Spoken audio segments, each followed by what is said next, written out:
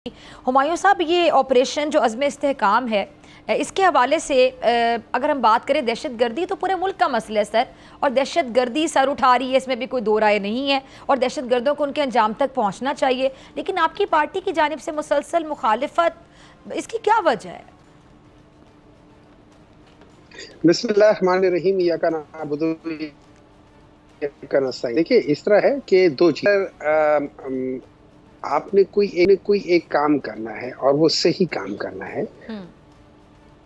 तो जैसे आज सेनेट में श्री रहमान साहिबा भी बोली कि उनके टाइम पे भी जब ये हुआ था तो उन लोगों ने सबसे पहले ऐवानों को एतमाद में लिया था। देखिए, मैं एक चीज़ समझा देता हूँ। इस तरह है कि प्रॉब्लम अपनी जगह पर है, लेकिन ये चीज़ याद रखें कि जो अवाम होती है ना, उन्होंने लोगों को मुंतखब किया होता है कि उनके बिहाफ पे अगर कोई प्रॉब्लम होती है तो वो डिस्कशंस करते हैं और फिर वो अवाम को सामने रखते हुए करते हैं। अब ये जो इदारे होते हैं, ये एग्जीक्यूशन करने वाले होते हैं, वो डिसीजन मेकर्स नहीं होते। They are the ones who execute the decision taken by the कि जो पार्लियामेंट होती है, ये जो रिप्रेजेंटेटिव्स होते हैं अवाम के, तो ये सही तरीका होता है। पाकिस्तान में उल्टा हिसाब किताब है। somebody else is taking decision and then sort of forcing everybody else to do it without discussion. अब जो हमारा मेन वो है, वो हमारा या किसी भी, इससे पहले आप देखें पिछले 21 साल में 8 या 9 जो है ना इस किस्म के ऑपरेशंस हो चुके हैं। अगर हम उनको देखें तो उनका आउटकम अगर आज के लिहाज से देखें तो we are again back to almost square zero की तरफ जा रहे हैं। तो क्या हम जिस तरीके के ऑपरेशन कर रहे हैं, क्या वो तरीका भी सही है या नहीं है, हमने इन सब चीज़ों को देखना होगा।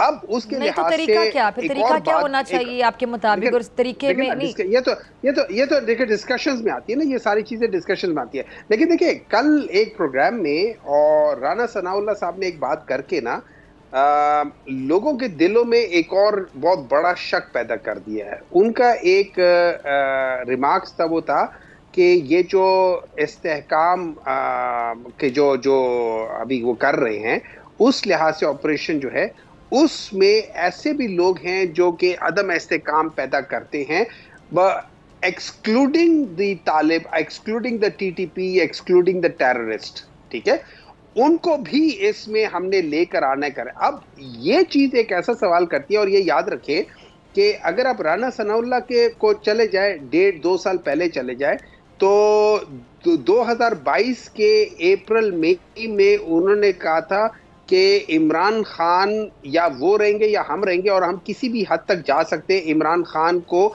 एलिमिनेट करने में। और उसके बाद 25 मई को जो हम लोगों ने एक मार्च का कहा था, उन्होंने 22 मई से उसके खिलाफ लोगों के घरों में जाके करना शुरू कर दिया था, लोगों को उठाना शुरू कर दिया था, लोगों के ऊपर लाठीचार्ज शुरू कर दी थी, जिसकी वजह से ये सारी बदमज़गी पैदा हुई है। तो जब वो शख्स दोबारा इस किस्म की बात करता है तो ये एक बहुत बड़ा कंसर्न हो जाता है। एक क्रेडिबिलिटी है ना, जो चीज़ है उसको दोबारा उसने शक में डाल दिया है।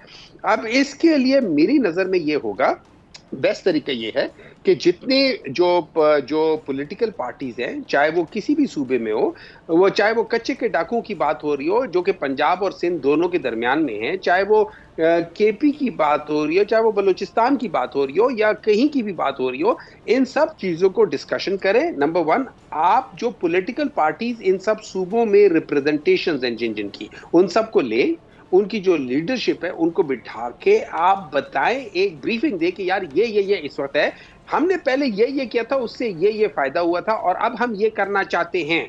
उस लिहाज से अगर आप चलें और फिर लेट डू डिसीजन। ये जो एपेक्स कमेटी जो है ना, apex committee is basically not the representation of the people of Pakistan. वहां पे तो जो ओहदेदारान है वो आके बैठ गए थे, उन लोगों ने आके कर लिया था, लेकिन political parties as political parties बीच में नहीं बैठी थी। तो हमारा ये एक वो है कि आप अगर अच्छा काम भी करें तो उसको कम से कम सही तरीके से करें, कोई मसला नहीं है। सब्सक्राइब करें और बेल दबाएं ताकि कोई खबर रह न जाए।